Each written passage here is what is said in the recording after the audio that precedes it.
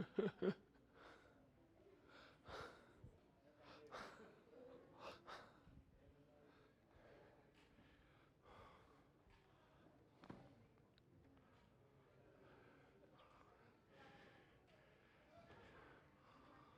seriously got to delete some of these slides.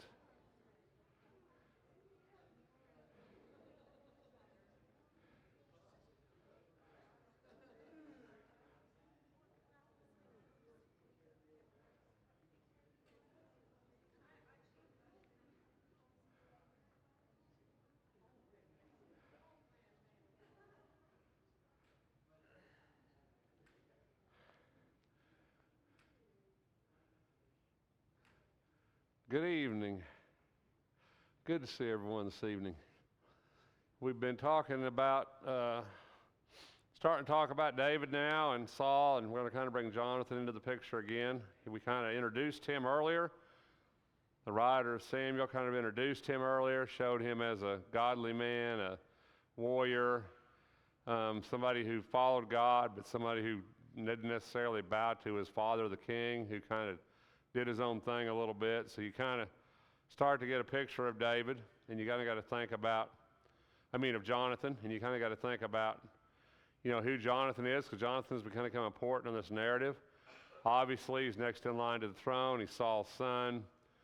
But of course, then we kind of go through this deal with David that we talked about, where we go to David and Goliath, where we go to David going to play to Saul because of the evil spirit. Then we go back to David and Goliath, and it seems like we have a little controversy that we talked about last night about kind of how the chronological sequence goes and why at one point he knew him and then he didn't know him. And we talked quite a bit about that, and it's kind of interesting how chapter 17 kind of moves in a weird way, because he comes from his father's house tending the sheep to bring them something to eat. He kills the Philistine.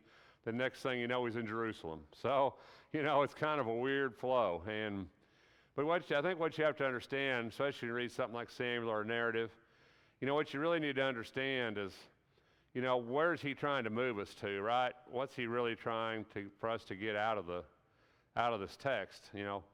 Where are we progressing? Well, he's progressing us to bringing Jonathan back into the picture, And in order for Jonathan to come back in, like Jonathan needs to come in, then David needs to become the man that we think David needs to be. So David shows to be this humble, in a way a humble servant, but in a way a humble shepherd, but in a way not, right? It's kind of interesting the picture that they paint of David. David on one hand is this youngest kid, the shepherd tending the sheep. But then it's interesting when he goes, he seems to have these talents, right? He's really good at playing the harp. Then as we go through here, he becomes a valiant warrior. He becomes all these different things. All these character traits begin to manifest themselves. And David, we really start to get this idea that David's kind of this man of all traits. And then, as we began to look at it with him going to fight Goliath, we talked about the fact that 3 different times he asked, what's in it for me, which is really kind of interesting for a humble person to say, what's in it for me. So, David, we kind of get this kind of picture of David that's kind of odd, if you really think about it. Sometimes we don't really back up and look at David that way. We think, oh, David's a man after God's own heart. David is, but when you really back up and look at it, David's character becomes very complex. On one hand, he appears to be this shepherd, this meek, mild shepherd, youngest, tender of the flock. And then on the other hand, he asks, what's going to be done for me? He goes out to fight Goliath, and he seems to really take pride, which I guess he should, in this killing Goliath. But on the other hand, it really kind of sets the tone for who he is at this time. Then we wind up in Jerusalem, right? Instead of back at his father's tent, which is kind of interesting how it moves us that way. And now, once again, the king, Saul's going to say, who is this guy? Well, you would think by now, right, he would know who he is, because if Goliath was before this, then you think he would know. But like I said, very interesting. So In some ways, the way and I know people don't really, most scholars don't agree with me on this, but that's okay because I don't agree with most scholars. But the truth is that, I almost see this like parallel accounts, like if you lay 16 and 17 beside each other in a way, it's almost like a parallel account, start to end. It's just we have a different middle, On one hand, he's a harp player that's comforting Saul. On the other hand, we got this youth that's going to defeat Goliath. But in the end, we still wind up with this warrior at the end of either one, right? Still wind up with this warrior. So it's almost like it's two concurrent, like two different guys wrote this story, and this was this guy's perspective, and this was this guy's perspective. But at the end, we all started out with a young David, and at the end, we have this warrior, So I think it's just kind of how, I think it makes more sense to me that way. Old Testament writings, especially like Samuel, in the New Testament, well, I mean, there's a lot of argument about who writes what all the time. But in the New Testament, it's kind of like, oh, this guy wrote it. This guy wrote the whole text. There's some controversy about that, I know. But in the Old Testament, when you start about ancient texts, like especially Samuel, Chronicles, Kings, it's hard to kind of understand how these books became compiled. Was it all one guy just writing a scroll? Was it different accounts that got mushed together into this book? We had a hard time defining that sometimes. So sometimes it changes how you have to kind of look at the text when you think about these things. So, but the point is, I think when you get to here, is that you start to see David emerging, right? See David emerging on the scene. But now you have to get to this point of Jonathan, right? And I think in Jonathan, it's really kind of interesting because in 18, Jonathan just kind of comes on the scene. If you really look at how it says, now it came about when he had finished speaking to Saul. This is after killing Goliath, after bringing the head, after he went to Jerusalem, after he comes back, whose son is this? This is the Bethlehemite. And then at the end of that little narrative, then all of a sudden, we're going to bring Jonathan in. And if you really look at one, it's really kind of an interesting, it says the soul of Jonathan was knit to the soul of David, and Jonathan loved him as himself. That probably didn't happen in 15 minutes, right? I mean, that probably didn't happen in 15 minutes. There's more to the story, in that there has to be more to the story. That relationship that evolved between David and Jonathan. But this relationship is very complex because you have a man in Jonathan who is heir to the throne, the son of Saul. But we kind of saw when we introduced him that he wasn't really very obedient to his father, right? Because when he went to take on the Philistines, he didn't tell Saul, right? I mean, that was the biggest problem. There was this miscommunication. He didn't go to his father, the king, and say, listen, I'm going to go over here and I'm going to approach these Philistines. He didn't do that. He did that on his own, right? He took off on his own. Saul, so you kind of see this break. Like, okay, Jonathan's Saul's son, but it doesn't really appear like they're close, like they're really sharing everything here. And so so you kind of got to read a little bit into that. And so Jonathan maybe was looking for a David, right? I mean, and I don't really know exactly how to say that, but in life, what happens is that we find people to fill voids in our life. That's what we do. If you have a void, then you want somebody to step into that. And generally, depending on what we desire, what we want, that's what really brings out relationships, isn't it? I mean, if you really think about it, what's the basis of a relationship? What makes you have a relationship with another person on a real basic level? If you had to name 3 things that maybe would make you have a relationship with another person, what would you say those would be?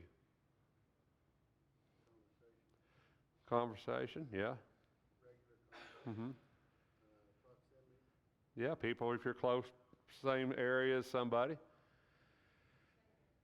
Same interest, sure, common interest, commonality, right? Demographic, chances of you being a friend with somebody that's close to your age, that maybe has some of your interests, probably going to be a lot better chance of you being a friend with them than somebody who maybe is way above you financially or way below you on that ladder, right? I mean, it's just generally you don't have close relationships with people that are extremely out of your demographic.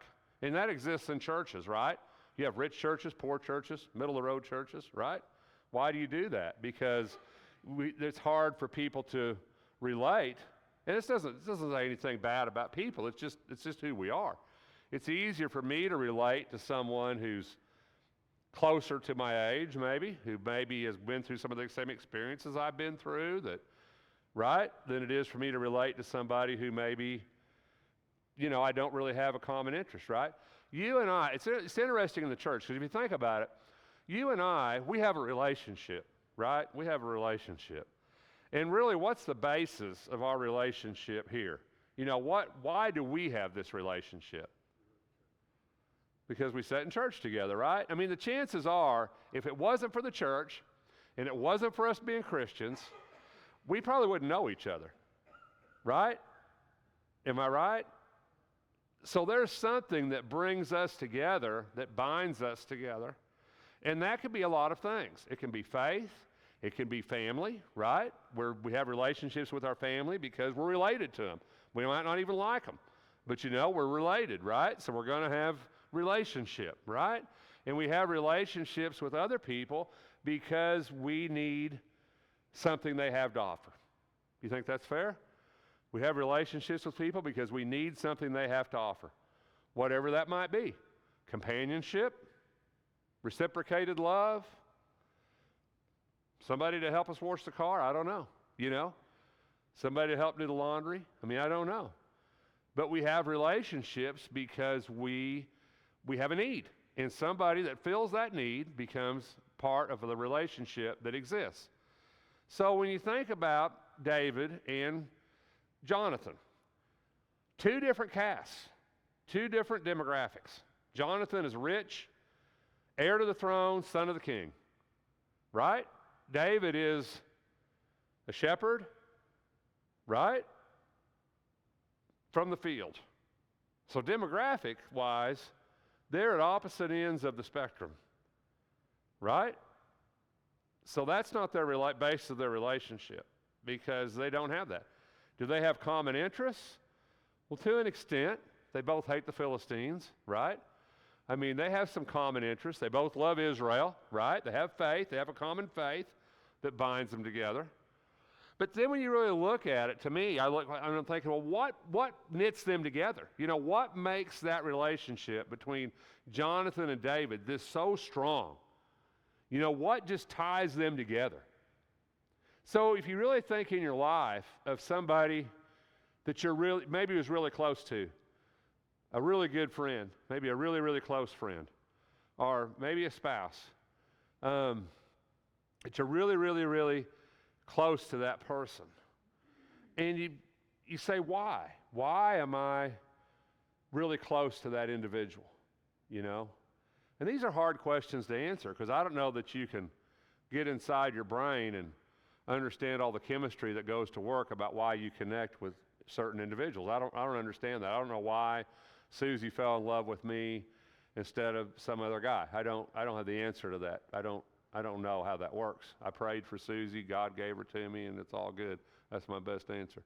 But the truth is that their relationship is so tight all throughout this. It's beyond to the point of death. It's more important than life to them. And I just wonder when I look at it, I'm like, what is so binding? And I think as we go through this, if you kind of keep that in mind, maybe you'll come up with some answers. Because there's a lot of dynamics in this between Saul and Jonathan. And we kind of glimpsed it at the beginning, that relationship between father and son, Saul and Jonathan. We glimpsed that relationship. It's not good. Not a good relationship. If it was, then Jonathan would have went to Saul and said, listen, Dad, I've got a great idea. I'm going to run over here and see if I can whip these Philistines. And Saul would have said, oh, son, I love you so much and you can do it, I'm sure. More power to you, right? But that's not what happened. Jonathan took off on his own, did his own thing, didn't tell his dad, all went bad, right? So you kind of see there's a breakdown in the relationship between Saul and Jonathan. And because there's a breakdown in that relationship, that opens up room for another relationship. Because when you break down in one relationship, when one relationship breaks down, then you have room in your life for another, because you only have so much room in your life. You can only have so many relationships. You only have so many close friends. That's fact. Fact of life. You can only have so many friends. I mean, that's just it. Because you only have so much time. You can only have so many close friends. So this relationship doesn't exist, and David kind of steps in, you see. But I think you really got to think about that as we start to go through this, because just look at you kind of got to look at the innuendo between Saul and David and Jonathan, how this is going to play out. So just something to think about, right? So Jonathan made a covenant with David because he loved him as himself. So there's two things happen here. So Jonathan makes a covenant. Now, what does it mean to make a covenant? A promise, right? A covenant is agreement between two individuals. That's not a promise, right? It's an agreement. A covenant is an agreement. And in the Bible, covenants, and in the world, we went over this 100 times, y'all have this answer. Covenants are always signified by what? By two people, but also there's always a physical act, a covenant. Baptism, ring on your finger when you get married, sign a contract, right? So if you look at the next verse, look at what happens. Jonathan stripped himself of the robe and gave it to David with his armor, including the sword and the bow and his belt. That's the sign of covenant, you see. In other words, Jonathan didn't just do that because Jonathan wanted David to have his stuff. Jonathan did that because that was the sign of his covenant to David. You see, that's the physical sign of the covenant. He gave him his stuff, you see. And then, so David went out wherever Saul sent him, prospering, and Saul sent him all the men. But that's the beginning of this relationship here, you see. And that was the sign of the covenant. But we don't know the covenant yet. We're going to learn that. We just don't know it yet. So Jonathan and David made a covenant. Okay? So there's an agreement now that's been signified by a physical act that says we're agreeing to do something. Right? You do something, I'll do something. Isn't that what a covenant is? So a covenant's been made. And a covenant has been sealed by the giving of Jonathan's armor. Okay? So that was the physical sign of the covenant. He didn't just give him his armor because he loved him. He gave him his armor because they made a covenant. Okay? Just like you do when you're baptized into Christ. That's your physical sign of covenant. So it happened as they were coming, David returned from killing the Philistines. The woman came out singing and dancing to meet King Saul with tambourines, joy, musical instruments. They sang, Saul has slain his thousands, David his 10,000s. Now you start to see the wedge. Because we've already determined that, number one, Saul is a very prideful man, right? Number two, Saul is a very jealous man, and he's a very vain man, and he's tormented by an evil spirit from God. And when Saul hears this, it threatens his kingship. And see, the other thing, though, I think, well, we'll get that in a minute. So then Saul became angry, right? And he said, they've ascribed to David 10,000, but to me they have ascribed thousands. Now, what more can he have but the kingdom?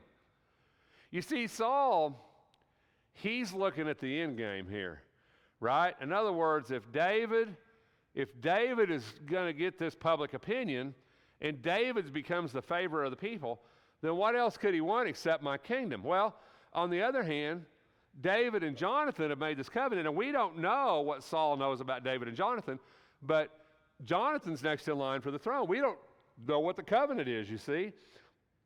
So he's threatened on multiple levels here. He's threatened by David, and he maybe feels threatened by his own son. And so Saul becomes isolated and paranoid and schizophrenic, you know, because that's how he's moving. That's the direction he's moving. And Saul can't embrace David because Saul feels threatened by David. You see, when somebody around us excels, the Bible says to weep with those who weep and rejoice with those who rejoice, right? You know, it's real easy to weep with people. You know, we're good at that, right? When tragedy happens, I can cry with you all day long. You know, you can cry with me all day long. We're great with that, right? We're not real good with rejoicing. We struggle with that. I mean, as human beings, we struggle with rejoicing. Because when somebody really gets the good, when something really good happens to somebody, right? How do we feel? Jealous, right? Why did that happen to me? Are they a better person than me? Why didn't God bless me? Why did God give that to them? You see what I'm saying? That's hard. And you know, and you say, well, Rex, you're just petty. Well, sometimes it is a little petty. I'll be honest about it. But you know, you take a couple that's been trying to have a child for 10 or 15 years, has been unsuccessful, and somebody walks in and they're pregnant and they're going to have a baby in 2 or 3 weeks. It's hard for them to rejoice for them people. You understand what I'm saying? It's difficult. And in the church, we see that because we have people that have been damaged in so many ways. And it's really, you know, it's just like Mother's Day. We love to celebrate Mother's Day. But on the other hand, you got people in the congregation who their children have been killed, who maybe never had children that wanted to have children, who maybe are estranged from their children or don't have a good relationship with them. And all the time that we're celebrating them mothers and how wonderful it is that you're a mother and how we love our mothers and how great it is and everybody should be a mother, and there's people sitting out there that their children have died, or they never could have children, or their children hate them, or they hate their children, they ain't feeling your love. You know what I'm saying? They're feeling like they need to stay home on Mother's Day and watch football because they don't want to come here and have it thrown in their face. So it's difficult, isn't it? Holidays. How difficult are holidays for people that have lost somebody this year? You know, we're going to have Thanksgiving pretty soon. There's a lot of people here that this is going to be their first Thanksgiving without somebody in their life that they've lost. Right? It's going to be an empty spot at that table that's never going to be filled again. You see? Christmas. You see, holidays can be the best or the worst. All right? And in the church, we have to be sensitive to that because we always have people who don't share your enthusiasm, don't want to rejoice with you, right? It's hard to rejoice when somebody gets a brand new pickup when your $300 car didn't get you to church that morning. You know what I'm saying? And they drove in a $70,000, $80,000 brand new pickup. It's just a little hard to be happy for somebody like that, right? And that's understandable because we're human, right? So when you look at the story, you see all these elements of humanity, you know, jealousy, pride, envy, all these things that are working in this. And that's how come I love the story, because there's so much depth in it of emotion and of humanity and of relationships and of thought and of how we deal with one another and how we feel things in our life with other things when things don't work out the way we want them to. Right? Because that's how we are. It's humanity. It's us. This story is us. It's about our relationships. It's about our pain, our fear, our jealousy, our pride. It's what this story's about. Yeah.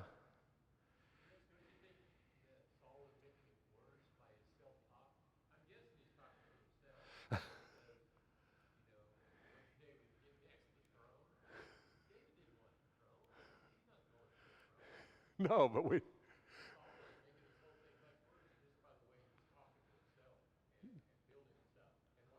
Right. But what was Saul's one thing he didn't want to lose? You know, that's one thing Saul didn't want to lose was the throne, not a son. Right? Yeah, there's just a lot in this. Saul was afraid. The Lord was with him. He had departed from Saul, and Saul moved him from the presence and appointed him as his commander of 1,000, and he went out and came in before the people. And David was preparing in all his ways, prospering, for the Lord was with him. The spirit of success that was Saul's had now become David's. And Saul knows it. Saul says, I'm not winning. I'm not accomplishing anymore what I did. Because the spirit of success that God had gave Saul had went to David. And Saul couldn't handle that. Saul was too proud. Saul was too arrogant. Saul was too selfish to handle it. And so Saul's going to want to kill him, which seems pretty severe. But we're kind of getting there, right? He dreaded him, the scripture says. And all of Israel and Judah loved David. And he went out and came in before them. And Saul said to David, you know, Saul's going to trick him. Here's my older daughter. But this is where, you know, the humility of David really starts to come out here. And you're going to see it over and over and over. And I think it's because David's maturing here. You know, time has passed. David's maturing. David's becoming David. And I think, you know, when he does that, his idea was, yeah, I'll let the Philistines kill him, right? You know, I don't have to do it. And David said, who am I? What is my life? And this is where that humility, I don't want to be the king's son-in-law. I don't deserve to be the king's son-in-law, is the way David. And that's because of that demographic. Because the shepherd boy doesn't deserve to be in the king's court. You know, I don't deserve that, right? And so he gives him to somebody else. So, or gives her to somebody else. But there's another daughter, right? And she loved David. And this started back, you know. We're bringing this back in now. And Saul thinks, you know, well, I'll just do that. And David, once again, says, I'm not worthy, you know, not worthy to be the son-in-law, not worthy to be in the king's court, not worthy to be related to the king. And so Saul, you can see that demographic at the bottom. You can see that demographic, right? Since I am poor and lightly esteemed. Well, we know he's not lightly esteemed, but in his mind, in his humility, that's how he viewed himself. But he says, I'm poor. I'm a poor man and lightly esteemed. I don't deserve it, right? And that's that demographic. But then Saul says, listen, if you bring me 100 foreskins of the Philistines, that's quite a dowry, isn't it? 100 foreskins of the Philistines. That just seems like a bloody day to me. But anyway, different time, right? So he says, if you'll do that, I'll give you my daughter. Well, of course, David does more than that, right? Because David's an overachiever, and we hate those people, right? And so it's not going to gain him any favor. I mean, he would have been better off to bring 100 or maybe 101 just to be safe. But 200, that's throwing it in Saul's face. I mean, let's be honest. 200 is throwing it in his face, right? So David's not winning any favor here. David is losing favor here. You know, it would have been better if David had crawled in like he was about dead and give him 101. That would have been better. But when he threw 200, when he walked in all proud, threw 200 down, so here you go, I'll go get you another couple of hundred. That did not go good, you see, because when we flaunt our success, people hold it against us, right? You know, if you flaunt your success, people hold it against you. So you don't want to do that. But David did. And I think that was a little bit of pride maybe on David's, maybe a little bit, a little bit of being too proud, you know, here. Going to cost him because Saul's not happy. But he does it. Saul gives it the full number, right? And Saul gave him Michelle, his daughter, for a wife, which she's going to turn out to be a trap too. So why is it all these people in Israel had idols? You ever ask yourself that question? I mean, they're supposed to be servants of Jehovah God, but yet over and over in the Bible, you know, all the way back, right? When Jacob takes Rachel and Leah and leaves, right? There was idols in her tent. Remember that? And she sat on them and pretended she was on her time of the month so he wouldn't look for them because he says, you've taken my idols, right? And in this case, when we get into here, over and over and over, there's idols, right? I mean, this is going to come up. We're going to talk about this. You know, why did they do that? What possessed them to have idols when they were supposedly these really good, and even in the king's house? I mean, this is Saul's household. Michelle, she's going to have idols, right? We're going to get into that. And so why do you think made them do that? Why do they do that? Was God not enough? Was it all outside influence? Was it, nobody's got a thought, huh?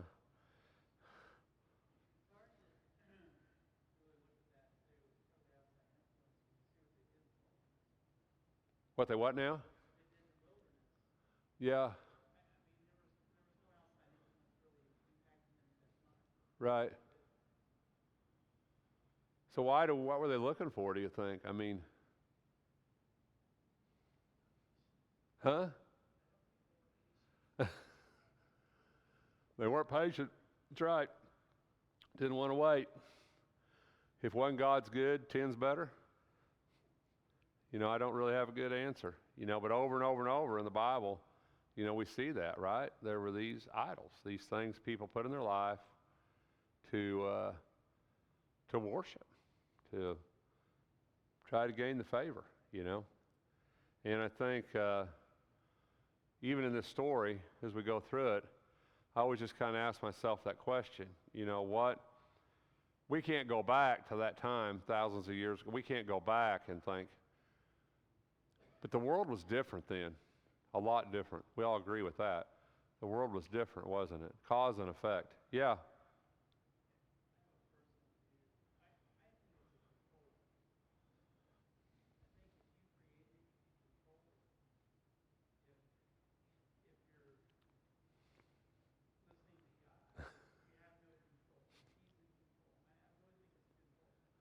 Yeah, if you create it, you control it. Superstition. You think we're superstitious people?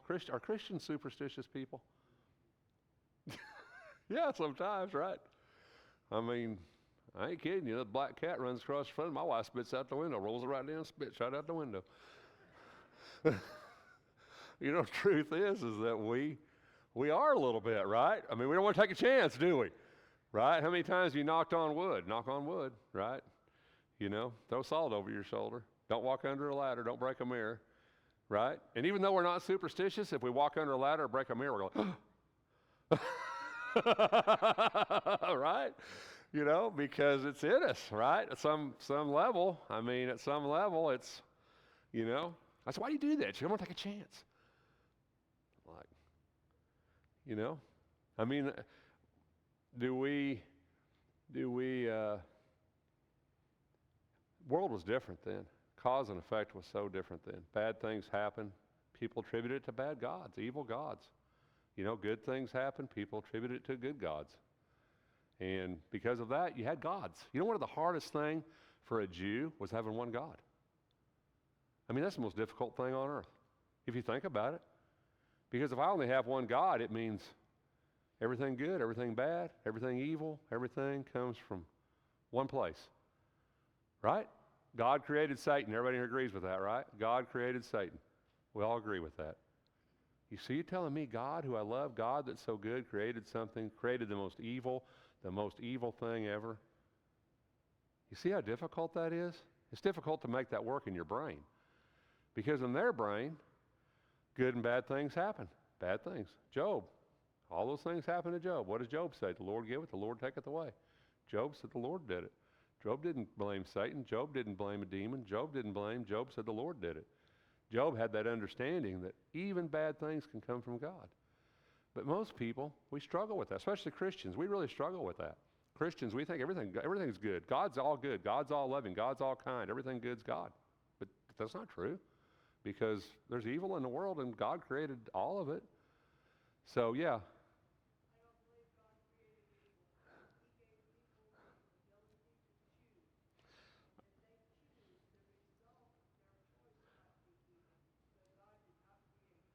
Yeah, well, I can agree with that. But God gave us the ability to be evil, and God gave us that choice, right? Yeah. Evil's just a result of the will. It's kind of what Billy's saying. Evil's a result of our free will. So when you really think about that aspect, in their mind, that was tough. It was easier to say bad things came from evil God, a bad God, and good things came from a good God. That made a lot more sense. Bad God, good God. But if you just got one God, it's a little bit tougher. Yeah.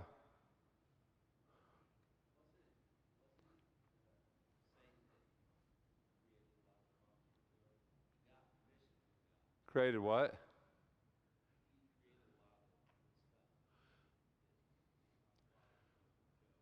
I don't know that Satan, well, and that's a different. Yeah, that's a really difficult passage, and there's a lot of different ways people view that, and I think I probably view it a little different than most people do, but yeah, I mean, you get that idea, Satan walking into the throne room of God, and Satan had this conversation with God. But what you got to, kind of getting off topic, but what you got to understand in Job is that not everybody looks at Job as simple as I did when I was 15 or 16 years old. You know, when I was younger, even 30, 40 years old, when I was younger, Job was real cut and dried to me, you know. Bad Satan, guy Satan, he goes in to see God. God says, Satan goes, I'm going to touch Job, you know. Job will deny you. You know, y'all know the story, right? And so you kind of get that picture. But see, Satan really doesn't show up in the Old Testament that much. And so when you really, getting way off topic, but you know, who is he? Right? I mean, who is Satan, really? And you'll say, he's a fallen angel. That's the easy answer, I agree. I mean, I'm all with you, you know, comes right out of Isaiah, you know, like falling, Lucifer falling. But you know, that prophecy is really about the king of Babylon. We just call it dualistic and call it Satan. And I'm not saying Satan didn't fall. Jesus said, behold, I see Satan falling as like lightning from heaven. But the truth is that anything falling celestial in the Bible is generally the fall of a kingdom. And when Jesus is saying, behold, I see Satan falling like lightning from heaven, he's basically saying, I see that kingdom of evil being destroyed. I see that kingdom of evil falling, being destroyed, you know. So, you know, it's kind of like this question, I guess. I know I'm getting off topic, but it's one of my favorite subjects. It's kind of like those questions you ask, like, who is God? And you say, well, that's real easy, Rex. I know who God is. Well, what's his name? Well, we kind of know. We really don't know how to pronounce it, you know, but it's Jehovah, Yahweh. You know, we really don't know. We don't know how to pronounce that anymore, but we know him is God. You know, that's God, and that's good, you know. And then you say, well, who's Satan? Well, you know, Satan's Satan, Rex. That's his name, Satan. And I say, well, yeah, maybe. I mean, translators love to capitalize it and say it's a name. But on the other hand, Satan literally means one who stands against God. And in Zechariah, when it says Satan comes and stands to God, if you ever look at that passage in Zechariah where Satan comes in and, you know, you can take that to be Satan, like, oh, that's the guy Satan. Or you could take it to be like, well, that's just somebody in God's throne or God's throne room that's standing kind of opposed to God as an adversary and kind of putting an opposing view. And a lot of people look at Job like that. A lot of people look at Job that it really isn't Satan like we think bad guy Satan, but it's actually somebody in God's, because they're in God's throne room, right? In Job, he says they're in the throne room of God. And that's a little disturbing, isn't it? That Satan is in the throne room of God, because isn't God and Satan, aren't they like arch enemies that hate each other and they're battling in the skies in this realm we don't see? And so you think, well, but Satan's just walking in and having this conversation with God. And you're thinking, well, that seems kind of weird, right? Yeah, he had to get permission from God to do it, but a lot of the thought is that, was that really Satan, or was that just somebody that was in God's kingdom, in God's throne, that's standing against God, opposed to God, that says, I want to test Job. You know, you can go either way. I'm not trying to make an argument either way. It doesn't affect our salvation. We can agree to disagree all day. But yeah, you're right. Permission had to be granted before this evil could fall upon Job. So, you know, inevitably the question becomes, you know, for us to be tempted or tried or for something bad to happen to us, you know, is permission being granted? You know, in the New Testament, he said to Peter, he says, Satan has requested to sift you like wheat, right? Satan has made a request to sift you like wheat. In other words, Satan's going to test you, right? And the implication there is that I've given permission, you know. I'm going to let him do it. I'm going to let him test you. Kind of a Job deal. I'm going to let him test you, see how you stand up, right? To whatever's happening, to this temptation. I'm going to see how you stand up. So, you know, when we're tried, tested, and Sam has a lot of thoughts about that. When we're tested by God, right, however you want to take that, to be, whatever that you think that means, to be tested by God through trials, through whatever. Is there like this epic conversation going on about Rex or Curtis or Teresa that's saying, I'm going to do something, I need permission. I need permission to test them. But I think we would probably agree that that's probably not the case. But we know that Satan kind of has an inherent permission to tempt us, right? In other words, that kind of is Satan's, he kind of has that. God's kind of give him that. You can tempt him, right? You can tempt him all you want. But Job's case is a little different. I'm not just going to tempt Job. I'm actually going to do something to Job.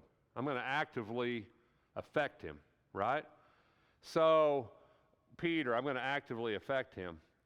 So, I think when you start talking about good and evil and God and Satan, it gets kind of confusing. And I think that's how come you see idols. Because I think these people were looking kind of beyond the scope of just God. They were looking at a very complex world. Didn't understand sickness, didn't understand pestilence, didn't really understand disease, didn't really understand famine, really didn't understand nations coming and taking them over and killing them and murdering their children. Really didn't understand all that, right? And so they were kind of looking for the rest of it, the rest of the story, the rest of what's going on, And I think maybe that was part of it, and looking at nations around them that served other gods, and they were in a very polytheistic world, and looking at those that did that, and I think maybe that kind of motivated them to that, this idea of good, evil, bad, things that happen, things that don't happen, was very motivating to them. We need to find a reason. If we're not going to blame God, I don't blame God, then maybe I should blame somebody else. And if I can blame an idol or another God, then I guess I can worship another God. Kind of went outside the scope of this idea, Hear, O Israel, the Lord your God, the Lord is one, right? Kind of goes beyond that scope of just that. So I think it gets kind of confusing. I'm sorry, I'm probably being confusing. There's a lot of things in my brain when it comes to this, and I have a hard time articulating all of them in a really good way. But it's something I think about a lot. It's something I've studied a lot. I think about it a lot. I dwell on it a lot because I think it's one of the most fascinating subjects in all of Scripture is evil. I think that's one of the most fascinating things in all of Scripture is evil. It's one of those things that I devote a lot of time to it because it fascinates me. I just got to be honest. I'm fascinated with the whole concept of how it works, because to me, good is more simple than evil. It just is. Good to me is more clear. Righteousness is more clear. The right thing is more clear to me. Evil is difficult. It's hard. Why do bad things happen to good people? Why do we suffer? Why do these things happen? That is a hard question. And I don't care who you are. I don't care how strong your faith is. I don't care how wonderful you think your relationship with God is. It's a hard question. And if you haven't faced it in your life, you will. You will face it in your life. I had a really good friend the other day. I was at the restaurant, a dear friend of mine, and he has two daughters. And one daughter is a terrible drug addict, weighs like 80 pounds, been addicted to drugs her whole life. Terrible. His other daughter was 26 years old, accomplished, nurse or doctor or something, college graduate, had a husband, kids, nice house. He's at the restaurant. I said, how's it going? He goes, well, he says, my oldest daughter, we had pancreatic cancer. She died in a month. And he says, my other daughter's been a drug addict. She weighs 80 pounds. I expect every day them to call and say she's dead. And he said, she's still alive. How do you explain that to me? Explain that to me. There's no easy answer. There's not an easy answer. Is there? There's not. Why do drug addicts have babies and people who have good jobs and would be great parents can't conceive? Those aren't easy answers. They're not easy for me. I don't think they're easy for you. I don't think they're easy for anybody. So we start looking outside the realm of what we think, of what we know, of what we believe, of what we trust, because we're searching for an answer to something we really probably are never going to have an answer to. And so our answer is, well, it's God's will. But is that right? Is that the best answer we can give to someone? That's God's will. Is that our best answer? It's God's will. It's God's will your daughter died and your other daughter lived. But how does that make God look? Right? To somebody that's not a Christian. When a Christian's answer is, it's all part of God's plan. That doesn't really help, does it? We need to be better. We need to be better at this. I need to be better at this. Having the right things to say, having the right answers when somebody asks me a question that I struggle with. Because people, if their only view of God is when you say it's God's will that their child died, their view of God's not going to be very high. I'm just throwing down on that. Am I right? So, I know we got off track. Sorry about that. These are things that I study a lot, I think about a lot, because I think they're important for us as Christians. I think it's hard Christianity. I like to call it real Christianity, really talking about people about things that we would rather not talk to them about and trying to figure out God's way in that. Because people look to you. They look to how you respond. And when somebody says something like that to me, and my response is, "Oh, I'm really sorry," and I don't know what to say, and I probably don't know what to say. That's not the best response for a Christian, So, I know we're off track. Sorry, but maybe some stuff to think about in your life. Maybe we'll have more answers next week. I don't know. If not, then we'll have more questions.